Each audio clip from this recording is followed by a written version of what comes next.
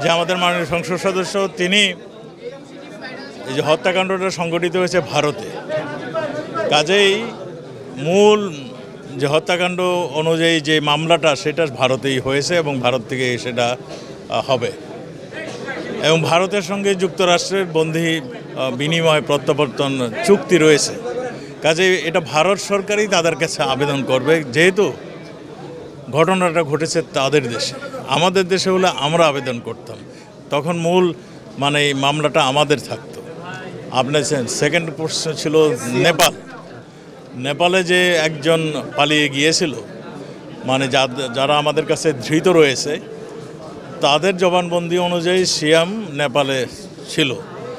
আমাদের মাননীয় প্রধানমন্ত্রী সহ সবাই এটা উদ্বিগ্ন, আমরাও চাচ্ছি যে যেখানেই আছে তাদের ধরতে, কারণ একজন মাননীয় সংসদ সদস্যকে এইরকম নৃশংসভাবে হত্যা করবে আর মানে আমরা বসে থাকবো, এটা তো হইতে পারে না। কাজে আমাদের সমস্ত ধরনের প্রচেষ্টা রয়েছে, যারা নাকি অপরাধী, যারা এই খুন করেছেন কিংবা খুনের সহযোগিতা করছেন তাদেরকে আইন অনুযায়ী তাদের বিচার করা এবং নেপালে যিনি আছেন তাকে ফিরিয়ে আনার জন্য যত ধরনের ব্যবস্থা সেগুলো আমরা করি।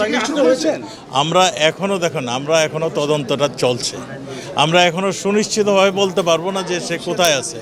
আমরা এখনও যেইটাই আমরা শুনছি সেটাই অনুযায়ী আমরা অ্যাকশনে যাচ্ছি। মাননীয় মন্ত্রী, তার মানে এমপি আনারের মূল যে মামলা তদন্ত সেটা ইন্ডিয়া করবে না, মূল মামলাও সেখান থেকে যেখানে হত্যাকাণ্ড সংঘটিত হয়েছে তারাই করবে এবং তারা যদি পরামর্শ দেয় যে আমাদেরকে সম্পৃক্ত করে তাহলে আমরা সেখানে যাই সম্পৃক্ত হব। আরেকটা বিষয় মাননীয় মন্ত্রী, আপনি দীর্ঘ সময় ধরে স্বরাষ্ট্র মন্ত্রণালয়ের দায়িত্বে আছেন এবং সফলভাবে দায়িত্ব পালন করছেন, কিন্তু ইতিমধ্যে সাবেক যে আইজিপি বেনজির আহমেদ তাকে ঘিরে যে ধরনের তথ্য আসছে এবং দেশের বাইরে দিয়ে চলে গেছে, আমার প্রশ্ন হচ্ছে একজন আইজিপি হিসেবে যে ধরনের কর্মকাণ্ড তার বিরুদ্ধে আসছে, এতে কি আপনার যে বাহিনী, পুলিশ বাহিনী, সেটার ভাবমূর্তি ক্ষুণ্ণ হয়েছে কিনা?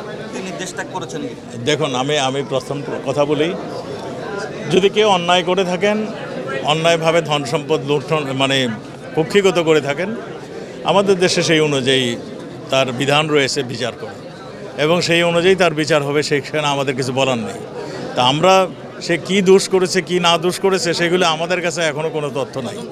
আমরা এগুলি তদন্ত করছেন, তদন্তর পরে এগুলি জানা যাবে তিনি দোষী না নির্দোষী না, কিংবা কত পরিমাণ অর্থ বানিয়েছেন, কর ফাঁকি দিয়েছেন কিংবা সম্পদ বানিয়ে তার তথ্য দেন নেই, এগুলো আমাদের যে ডিপার্টমেন্ট তার অনুসন্ধান করতেছে। অনুসন্ধানের আগে আমার মুখ দিয়ে বলা সঠিক হবে। অভিযুক্ত আইজিপি যেহেতু তদন্ত চলছে বা বিভিন্ন সংস্থা এটি দেখভাল করছে, সে অবস্থায় একজন সাবেক আইজিপি দেশের বাইরে চলে গেছেন আমরা জানতে পেরেছি। এটি সরকারের ব্যর্থতা পরিগণিত করে কিনা? একটা কথা, তাকে তো এখনও আমরা নিষেধাজ্ঞা দেইনি, শুধু সে নিষেধাজ্ঞার আগে চলে যেয়ে থাকে। আমি এখনও কিন্তু সঠিক জানি না সে আছে কিনা চলে গিয়েছে।